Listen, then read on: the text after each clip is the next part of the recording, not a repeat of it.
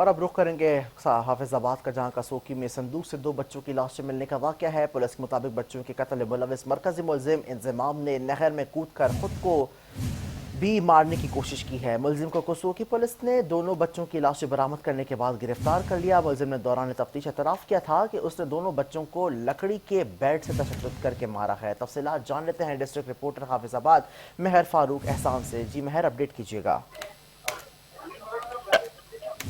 حافظ آباد میں انتہائی افسوسناک واقعہ پیش ہے جب سکے چاچا نے اپنے بھتیجے کو آئس کے نشے میں دھوت ہو کر زیادتی کا نشانہ بنایا، جو زیادتی کے دوران ہی موقع پہ جس کی موت ہوگی۔